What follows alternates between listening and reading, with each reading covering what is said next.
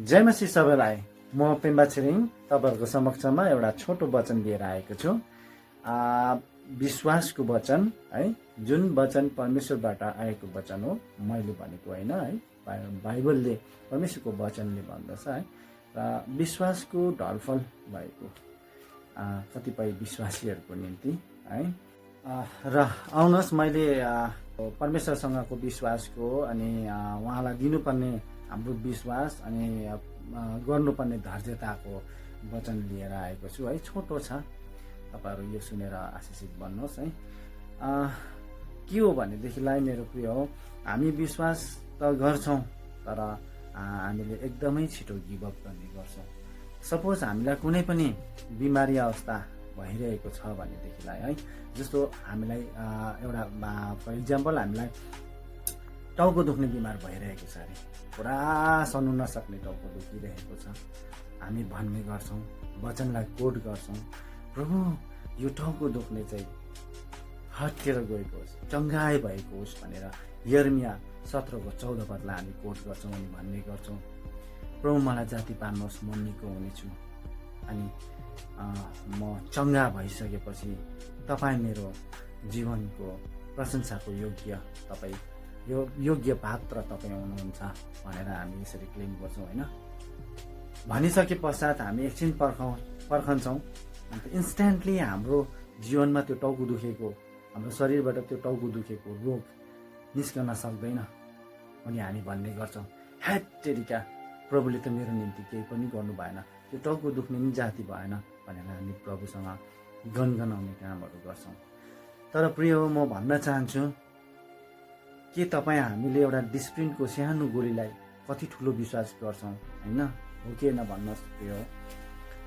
हामीले डिस्प्रिनको एउटा गोलीलाई त यति बिघ्नको विश्वास दिन्छौँ, किनकि हामी डिस्प्रिनको गोली खान्छौँ, हामीलाई टाउको दुख्दै गरेको हुन्छ, खाने बित्तिकै जाति हुँदैन, तर हामीले के विश्वास गर्छौँ, मैले दबाई खाएको छु, अब एकछिनमा जाति हुन्छ र म फेरि स्वस्थ हुन्छु, या टाउको दुख्नु जाति हुन्छ, म राम्रो हुन्छु भन्ने हामी विश्वास गरिरहेको हुन्छ। अनि हामीले त्यो दबाईलाई चाहिँ काम गर्ने समय दिइरहेको हुन्छ, क्या टाइम दिइरहेको हुन्छौँ कि त्यो दबाईले काम गर्दैछ भनेर।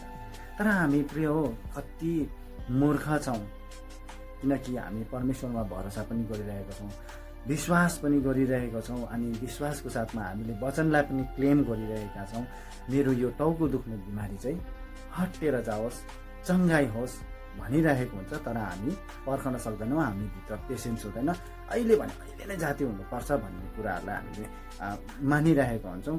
अनि लास्टमा गएर हामी के भन्छौँ भन्दाखेरि, ह्याट्रिका प्रभु तपाईँले त मेरो जीवनमा यो एउटा नाथे यो टाउको दुखेको पनि जाति भएन भनेदेखिलाई तपाईँले मेरो जीवनमा के चाहिँ गर्नुभयो भन्ने कुराहरू हामी परमेश्वरलाई भन्ने गर्छौँ। तर प्रिय हो, हामीले जसरी हामीले एउटा डिस्प्रिनको सानो गोलीलाई काम गर्ने समय दिएका छौँ, टाइम दिन्छौँ अनि हामी चङ्गा हुन्छौँ भनेदेखिलाई हामीले परमेश्वरलाई पनि त प्रार्थना गरेका छौँ, वचन क्लेम गरेका छौँ। वचन त एउटा पनि वचन त एउटा पनि हल्लिएर पनि जाँदैन, बरु कपाल केसहरू यो बाँका हुन्छ होला, संसार लुटेर जान्छ, फुटेर जान्छ, टुटेर जान्छ होइन, तर वचन चाहिँ कहिले पनि टल्दैन भनेर परमेश्वरको वचनले नै भनिरहेको छ भनेदेखि हामी किन विश्वासमा ढलफल हुने? हामीले पनि त्यो विश्वासको वचन क्लेम गरेर हामीले जब बिमारीलाई डाँट्छौँ अनि डिक्लेयर गर्छौँ कि म जाति भइसकेको छु भनेर जब हामीले विश्वास गर्छौँ भनेदेखिलाई हामीले प्रभुलाई काम गर्ने समय पनि त दिनुपर्छ। त्यसैले प्रिय हो, म यो छोटो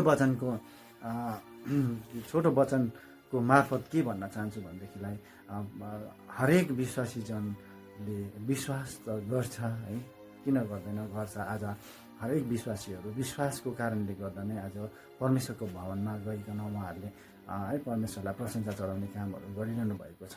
तपाईँ हामी सबैजना चर्चमा जान्छौँ, सन्डे होइन फेलोसिपहरू गर्छौँ, यो के को कारणले गर्दा? यो विश्वासकै कारणले गर्दा हो। तर विश्वासको कारणले गर्दाखेरि हामी यत्रो अगाडि बढिरहेका छौँ भनेदेखिलाई यो सानो सानो समस्याहरू आउँदाखेरि, समस्याहरूसँग जुझ्नु पर्दाखेरि हामी किन डगमगाउँछौँ? हामीले परमेश्वरलाई हेर्नुपर्छ, प्रभुलाई हेर्नुपर्छ, हामीले हाम्रो मुक्तिदाता प्रभुलाई यीशु ख्रीष्टलाई हेर्नुपर्छ, ताकि हामी दायाँ बायाँ हेऱ्यो भनेदेखिलाई हामी लड्छौँ, टुट्छौँ, फुट्छौँ। तर हामी यीशु ख्रीष्टलाई जब हेर्छौँ भनेदेखिलाई चाहिँ प्रिय हो, हामी हाम्रो माझमा आउने समस्याहरू त्यसै टलेर जान्छ। त्यसैले म यो छोटो वचनबाट यही भन्न चाहन्छु मेरो प्रियहरूलाई है, मेरो विश्वासी जनहरूलाई, तपाईँहरूले यो भिडियो हेरिरहेको छ भने पनि तपाईँहरूले परमेश्वरलाई धन्यवाद दिनुहोस् आफ्नो जीवनको निम्ति। अनि यो जुन बाइबलको वचनहरू जति पनि छ यो हाम्रो निम्ति है, यो संसारमा जति पनि सृष्टि भएको मानिसहरूको निम्ति हो, उहाँले दिनुभएको एउटा प्रेम पत्र हो होइन। यसमा अनेकौँ कुराहरू भेट्छौँ हामीले होइन, हाम्रो बिमारीको चङ्गाइको लागि, हाम्रो के अरे आर्थिक अवस्थाहरूको लागि, हाम्रो एक दुसराको रिलेसनसिपको लागि, अनि हाम्रो एक दुसरामा भएको प्रेमको निम्ति के चाहिँ भेट्दैन। एउटा बाइबल त एउटा गुगल जस्तै भएको छ है, हामीले यसरी यसलाई गुगल जस्तो मान्नुपर्छ होइन। अब जे खोजी त्यही भेटाउँछौँ हामी बाइबलको शब्दहरूभित्र होइन। परमेश्वरले हामीलाई भन्नु चाहेको कुराहरू यो बाइबलभित्र भेट्ने गर्छौँ होइन। त्यसैले प्रिय म यही भन्न चाहन्छु, यदि हामी विश्वासको साथमा अगाडि बढ्छौँ भनेदेखिलाई हामीले परमेश्वरलाई काम गर्ने समय पनि दिनुपर्छ होइन। विश्वासमा हामीले कुनै कुरो गरेको छौँ भनेदेखिलाई हामीलाई समय पनि लाग्छ, त्यो समय हामीले दिनुपर्छ। र परमेश्वरको आफ्नो छुट्टै समय छ। परमेश्वरले जुन समय परमेश्वरको आफ्नो समय छ त्यही समयमा नै तपाईँको जीवनमा काम गर्नुहुन्छ। र यो छोटो मेसेज यही राख्दै परमपिता परमेश्वरलाई धन्यवाद जनाउँदै म मेरो यो आजको सानो वचनलाई यही अन्त गर्न चाहन्छु। जय मसीह। सबै